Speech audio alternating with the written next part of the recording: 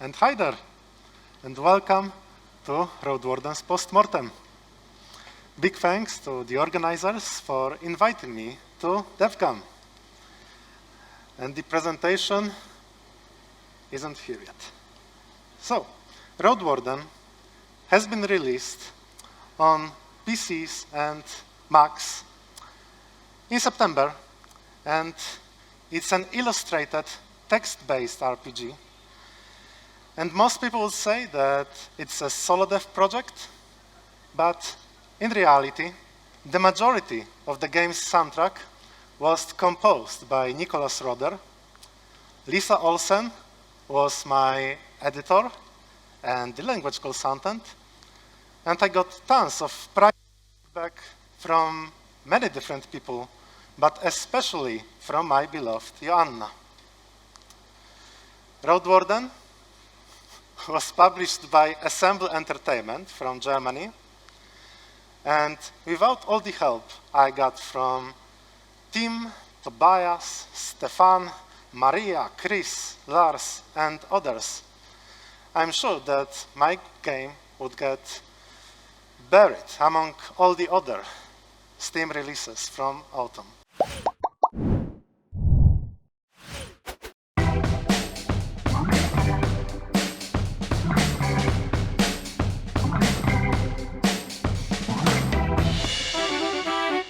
So, why is Roadwarden worth talking about in the first place? Let's start with the fact that the game looks like this. And these are not some prototype screenshots, and I don't really have any gameplay footage that would portray it in a more spectacular light. This is it. This is my game. And playing Roadwarden, at least for most of the time, you'd see a large illustration that portrays your character's surroundings, then a block of text that can be long, can be very short, and then a side panel with a few text buttons, such as the quick save button or show me the map button. And there are also a few icons that portray your character stats, such as hit points or armor points. And to progress your game, usually you have to select one of the text buttons that are presented at the bottom of the middle section. Those can be either dialogue choices or descriptions of various actions that are available to you depending on the context. And some of them would also show you some more unusual menus. And there are other screens in the game, such as the journal, or the items presented in your inventory, or the shops. And all of those and many other screens also include varying amounts of text. And Roadwarden has pretty much no animations in it. And despite all of the reading involved, Roadwarden did pretty well. It sold well. It didn't win any major prestigious awards, but it got itself a few honorable mentions and was featured on various top 10 lists for 2022. And when Roadwarden is portrayed by someone in a positive light, it's praised for its stories, for the quality of its quests, for the player's agency, for especially the world building and the characters that the game has to offer. And if you're someone who's interested in making or releasing a game that's meant to use its stories as its main selling point, at its main feature that it tries to offer to players, I hope you're going to stick with me for the next 40 minutes or so. During this time, I'm going to tell you a bit about the broader context in which Roadwarden was released.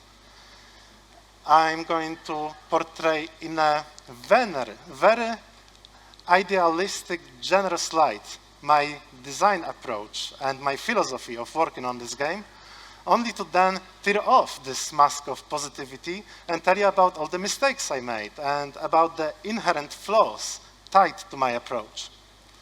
And I'm going to end by describing the plans I have for the future when it will come to working on another small-scale RPG. So why would anyone want to play a text-based, or at least a text-heavy game in the modern era.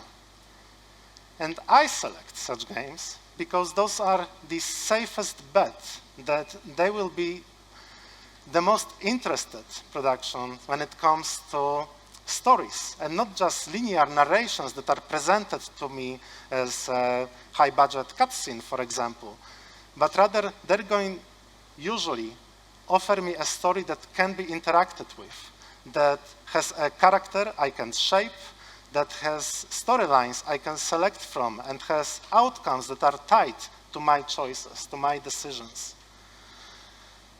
And making games that include varying storylines is extremely expensive.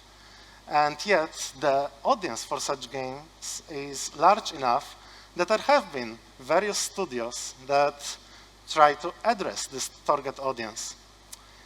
And Choice of Games, for example, has been on the market for about 15 years now, and they've released dozens of text-based games that are praised for the quality of their writing, the flexibility of their story paths, the fact that they can be replayed 2-3 times and still show you new storylines that you couldn't experience on your other paths.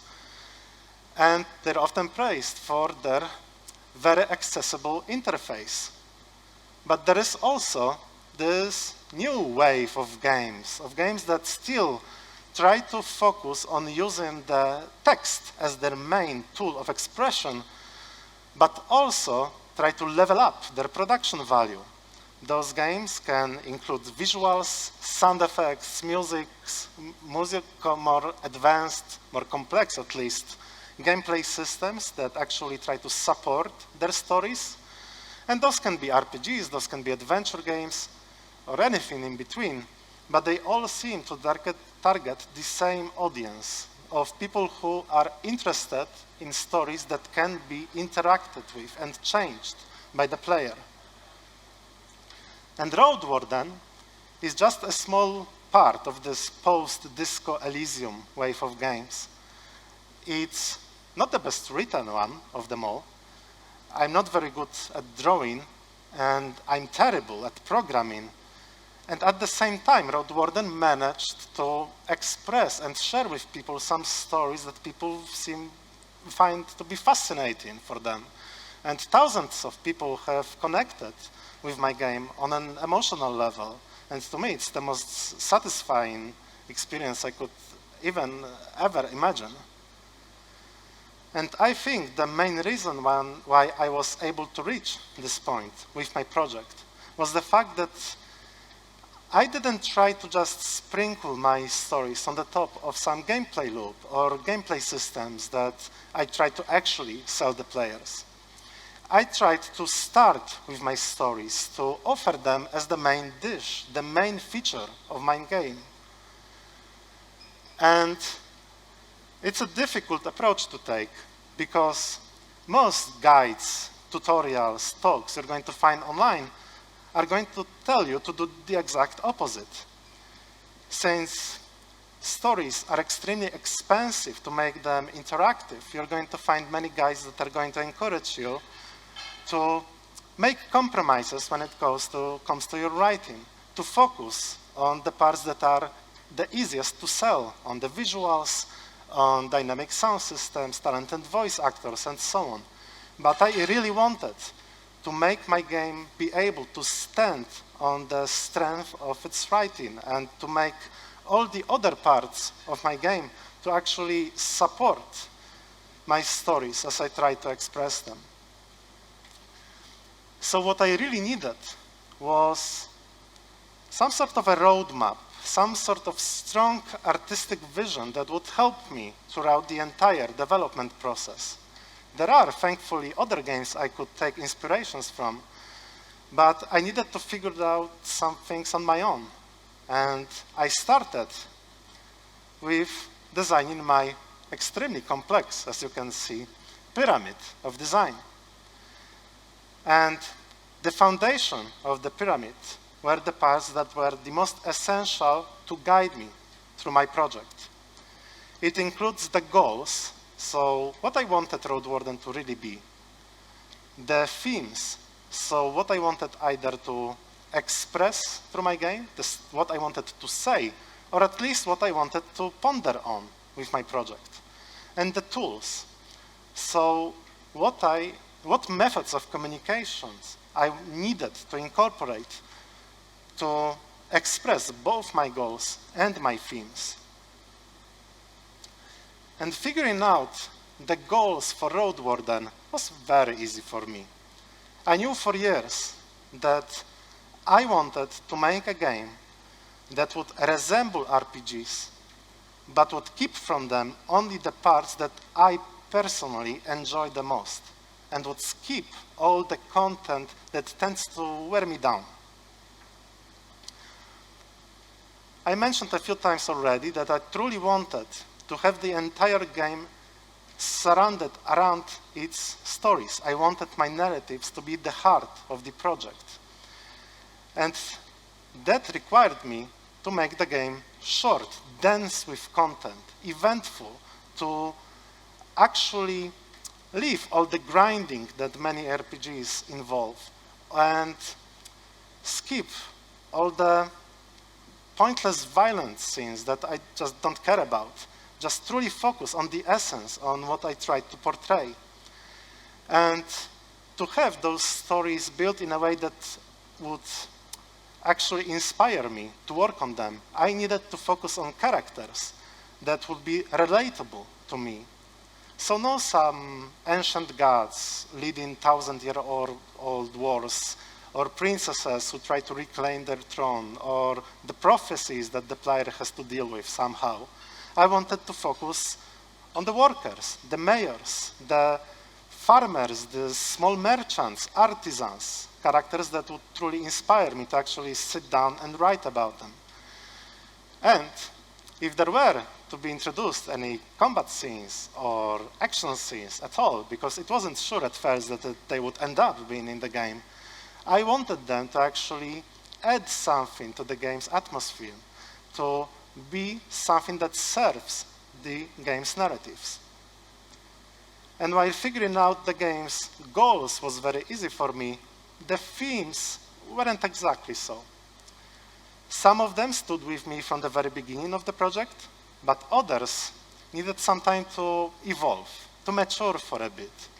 They needed to reach its proper shape, and it's not really that unusual for large-scale narrative projects that you need to get a bit deeper with the development or writing process to then take a step back and see the tension between the things you tried to say and the things your game is actually saying, especially if you keep the player's agency in the center, if you're making your story interactive one.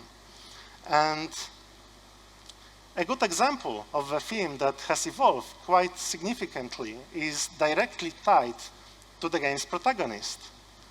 The reason why this game is about a Roadwarden at all, so a traveler who tries to help people by allowing them to stay connected with each other in a world where traveling is very difficult. I was just fascinated with this theme of having all those different communities and individuals who are bogged down by their own connections and grudges and lies and their difficult past, and to actually express those themes in interesting ways. I tried to focus on giving the player some tools to either make those communities grow closer together or to make them drift apart from each other for good. But then I ended up having a character that's a mover and shaker by default. That's a Witcher-like superhero who just reaches a new land and then bends it to their will. And such approach was in no way connected to my goal of having a game that's focused on the regular people. So I started to pay closer attention to the more sinister aspects of the player's actions. I started to look closer at the city itself as at this political force that was trying to bribe the northern tribes, trying to offer them at least the promise of security and prosperity for the small price of abandoning everything they hold dear and sacrificing their way of living. So this theme of colonization wasn't something that I kept in my mind from the step one of my development process, but once I realized it's there and that it can be explored, I rewrote and redesigned many older parts of my game to actually fit this new theme. So I needed to have a game that isn't just a toy, some sort of empowerment for the player, but at the same time, I tried to keep the player's agency in the center because I needed the player's actions to reflect back on them, to actually have my goals and themes expressed. I needed to pursue this mythical idea of responsiveness of video games. And it was such a crucial task for me that for its sake, I was eager to sacrifice some of the game's production value. That's why it has just static illustrations instead of idle animations, for example. That's why it doesn't have a voiced narrator or, I don't know, character portraits or dynamic sound systems, because I knew that each decoration like this would add another 6, 12, 24 months of work to my game, and in a project on this scope, I couldn't handle it, and I didn't even have the budget to do so. And at the same time, those tools I selected weren't some consolation prize that I had to bear throughout my work. I tried to truly embrace the tools I selected and to squeeze out any bit of potential content and utility I could find in them. And the game's text is in itself a good example of it. My code may be extremely primitive, but because it was such, I was able to truly make it flexible, adaptable to the player's actions. I could adjust all these tiny bits and pieces to make it reflective of the player's previous journey.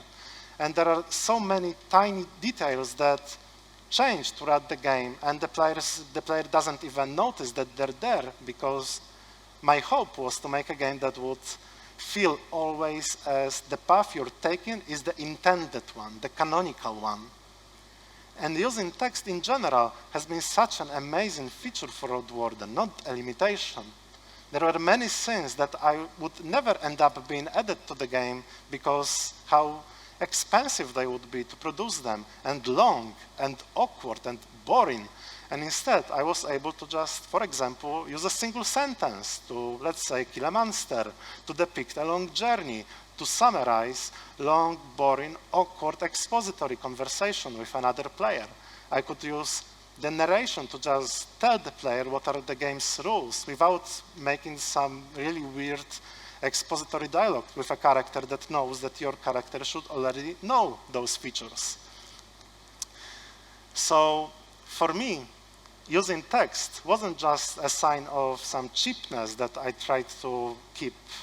For me, it was a feature. And I used my foundation to actually build all the game's narratives on top of this framework I took. And there is this idealized version of what a perfect video game story should be, where you have all those tiny pieces that build a larger whole, and you have dozens of meaningful decisions that allow you to reach many unusual outcomes, and you have this amazing fantasy world, for example, that inspires you to add new characters, and those characters add new quests, and those quests inspire new items, and items are tied to new systems, and so on. But having endless possibilities isn't of real value to anyone who tries to engage in a creative process. Creativity requires boundaries, limitations, and for me, having a strong foundation was essential for my game.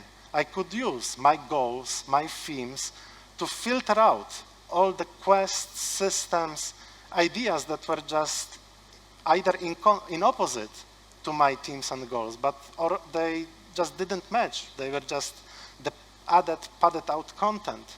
I could use my goals and teams to select those ideas that were fitting my game the best. And let's just take into consideration the game's actual fantasy setting. It wasn't my goal to make a game that would suddenly turn this heartbreaking 10-year-old idea into a new product I could sell to other people. I used my fantasy setting because it had some themes that were connected with the themes from Roadwarden, but it wasn't the perfect match. And since my setting was meant to serve my actual project, I changed its rules, its history, its names, all sorts of features just to make it a better match for Roadwarden.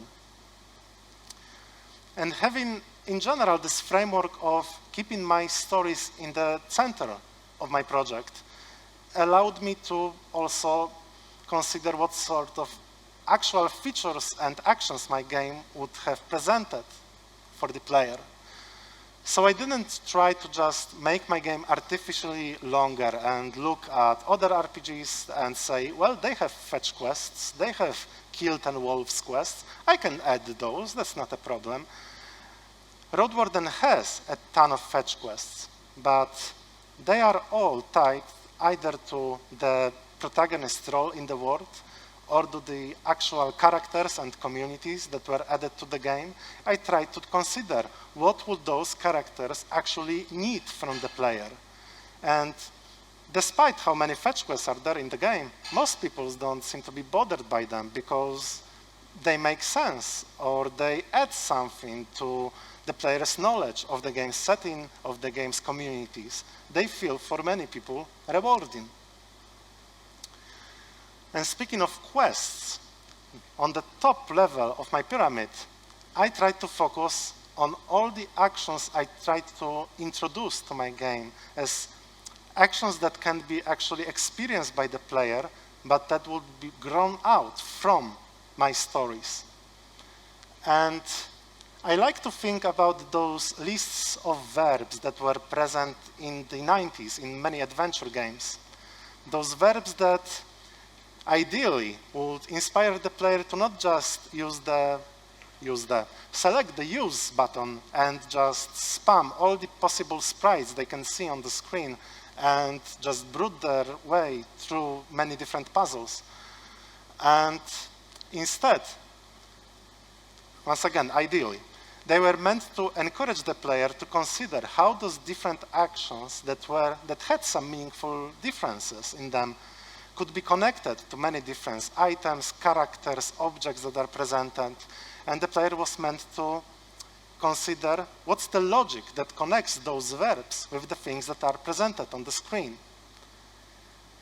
And I like this experience to just think what sorts of verbs would match many different games, but here is just an example of what sorts of verbs could be attached to Roadwarden. And a vague verb such as, well, a Roadwarden encounters monsters doesn't really say us much because maybe the character encounters monsters, but what player does actually is that they're just watching a cutscene. Can a player avoid a monster? Can they only attack them? Can they maybe outsmart them or run away from them? Those verbs were inspiring me to make those different actions meaningfully different. They all should be somehow attached to the gameplay systems that were presented in my game, not just be some color that would allow the player to overcome their opponent in 3 differently described ways, but that would be actually connected to all the hit points rules and items and so on. And as you can see, I kept this idea of building all those tiny different parts of my game on the top of the stories I try to express. And Roadwarden has been called all those different labels in the past, and I personally saw this game as an adventure game for the first 2 years of development because it's just built from the parts I believed the game needed the most. I didn't try to just look at other genres and say, well, those games have this, so I need to have this in my game. I tried to make it grow organically. And let's just think about the character sheet that's actually present in the game. It's not there because other RPGs have character sheets, so I'm going to have a character sheet. It's there, and it was one of the last features that were added to Roadwarden, because my game grew complex enough that I couldn't expect anyone to actually memorize all of its rules. I needed a spot where a player can always get back and relearn how they can use various gameplay systems to their advantage. That's why the character sheet was added to Roadwarden. It was essential for my game. And I hinted at it a few times already, but I had this romanticized idea of having a game where each part of my pyramid stays connected to all the others, where all those different ideas inspire each other and limit each other and provide this constant feedback from one another. And this is, why I pretty much kept the same pace throughout the entire development as I did as I was working on the game's prototype. I had a vague idea what can be found in the rest of the game, and I designed a single area at a time, drawing it, adding all the interactions, adding all the dialogues if there were necessary, introducing quests that had no end in sight, but just, dropping them, because why not? And adding new gameplay systems because I just saw them as, well, they have potential. They could work to express this specific idea better. And this is a smooth transition to explain why you should never do that. You should never follow this example. Roadwarden is a success, but it's not thanks to my unhealthy amounts of determination and recklessness. And the game had no market research behind it. It was very poorly tested. And in general, it took me almost 4 years to develop this game. And you could say that, well, it needed half of this period to actually be completed. And you could maybe even say generously that another quarter was needed to let me learn something. So for example, I learned the basics of the RenPy engine. I learned how to draw pixel art, or at least the basics of pixel art. I got better at English, and I had to rewrite dozens upon dozens of pages of script to make the entire field game like a cohesive whole. But the remaining chunk of that time was just a complete waste. I spent so much time going back and fixing things and adjusting systems that weren't working and adding new ones and then making dozens of changes to the older areas in the game and removing quests and adding characters and so on. This idea of organic growth was attached to organic failures, and no studio should ever allow itself to do such a thing. And there were issues like the bugs and the typos, but there were also more essential mistakes that were present not only at launch, but will stay with Roadwarden forever. So for example, the game requires the player to make all sorts of choices during the first 2 to 3 hours of their playtime, and those choices are not well informed. The player doesn't know how the world exactly works. The player doesn't clearly understand all the rules. They don't know if they're getting punished, for example, by an unlucky dice roll, or if they made a bad decision even accepting this dice roll. And they can enter this loop of negative reinforcement and just get stuck in constant missed opportunities. And the game has a time limit in it, and there are meant to be some quests that most players won't see on their first playthrough, but many people miss, for example, a half of the game because they just got crushed by the early game. And that's not fun, that's not fair. And there are parts of the game's content that were never introduced because I'm too stupid to even think about them. I didn't have a Discord community that would throw new ideas at me. And many people were asking, why can't a player just sabotage their main storyline? Why can't they just abandon their mission that they're completing for the city and just pursue a completely new life for themselves? Well, they can't because I didn't think about it. And there are also items that are underutilized because they were added in the very late stages and never properly polished. There were areas that were once added and I then figured out they don't work too well, but I didn't have the heart to actually remove them, so I decided I'm going to fix them later, and I never did because I ran out of time. And there are mistakes such as the bad tutorials that were fixed after the game's launch, but there were also other mistakes that were tied to the fact that those sharp-witted, keen-eyed QA testers can't really imitate how a completely unexperienced casual player would approach such a game. And there were mistakes that were just the result of poor testing or not enough testing. And the biggest mistake tied to Roadwarden is the fact that I was the person who programmed it. And this code is such garbage that not only that it may be that the game will never even end up on any other devices because it's just so difficult to actually port it. It may still happen, but what won't happen is the game getting translated to any other languages. If there were a programmer who would look at my game in maybe 2019 or 2020, I would say, oh, those things you're making are not going to be translatable. We need to address those issues and rewrite some of your content. Well, that would be fantastic. I never did it. I never asked anyone. I didn't have the budget. And now I'm going to lose a lot more money than I could earn. And don't get me wrong. I'm very happy with the pyramid of design I described to you. What I'm not happy with is this idea of organic growth. This was a trap. I wasted so much time on it that I'm sure that the next time I get to working on a small-scale RPG, I'm still going to keep my pyramid, and I'm still going to make a proof-of-concept prototype. But I'm going to spend so much time just planning out my game.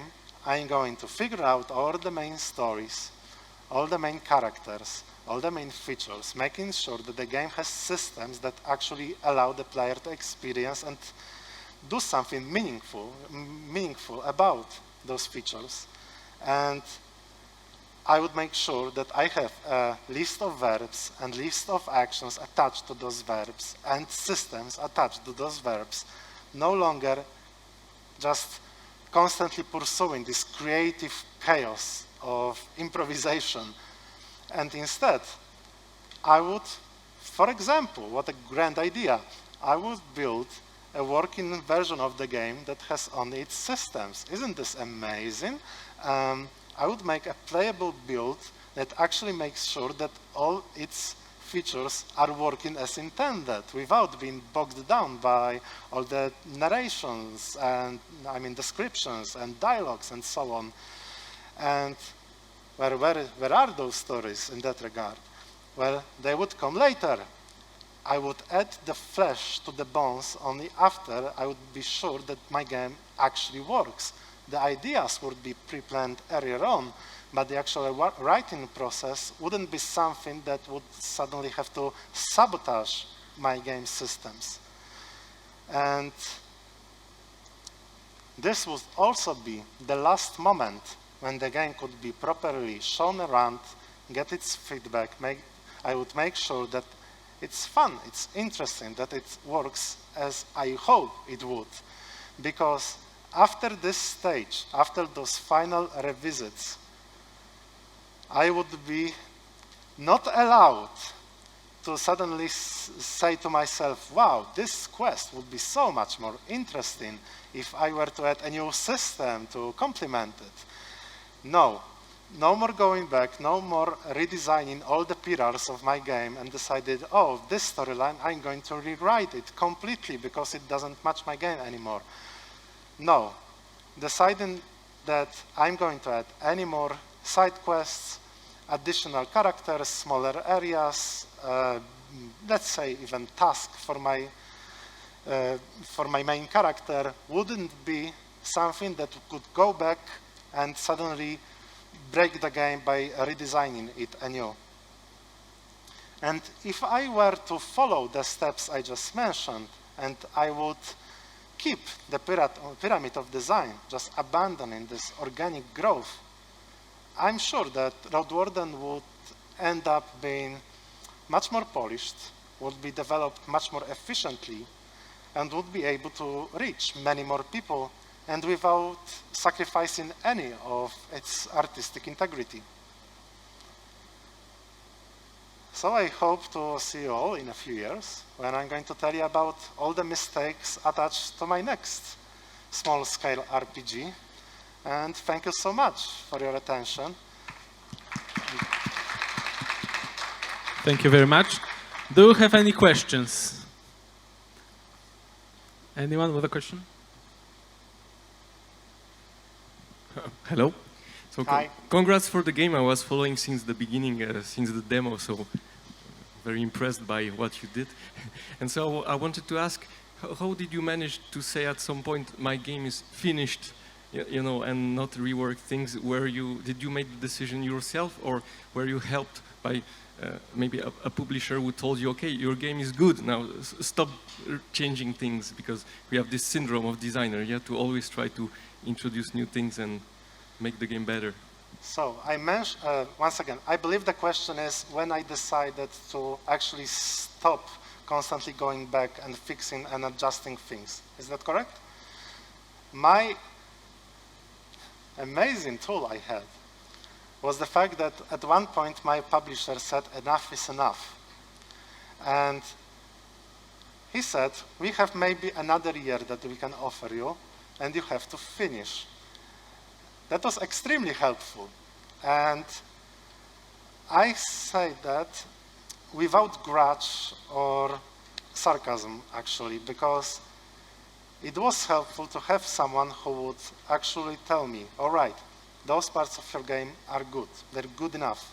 We need to focus on actually finishing this game, because going back is going to ruin your project. I would get mad if I was to work on this game for another year. Was enough, and having a publisher who can help you with the production process is actually extremely important, I believe. Thank you. Anybody has another question? Congratulations on the game, of course. And I have a question, because I always look at games through the eyes of a writer. I'm a writer, not a game developer.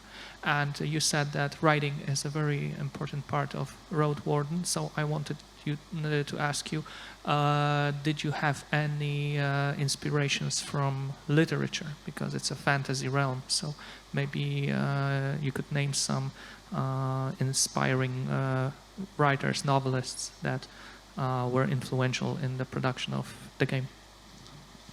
So the question is, what sorts of authors, novel authors, not just game authors, but novel authors were inspiring me as I was working on Roadwarden? It's difficult to just select a few, because I was an avid reader when I was a teenager and like 22-year-old, and I read tons of fantasy novels, but with time I just focused more on the so-called canon, those classics of literature. And for example, I read a novel that's called Earth Abides. I don't remember the name of the author. As I was working on Roadwarden, and I read this novel, it's from the 50s or the late 40s from USA. And it's a novel about a world ending with a pandemic. And in November of 2019, I decided I'm going to add a plague to my game. And as I was walking on the village that's consumed by the plague and isolates itself from all the other tribes, and I was adding features that were meant to allow the player to fix this issue, the actual epidemic broke. And that was terrifying. And then I was, but I love this novel so much because it's so haunting and it's so focused on its world that's devoured by its nature and pushes the humanity aside. That just a fantastic source of inspiration. And later on, I read the books of Jacob.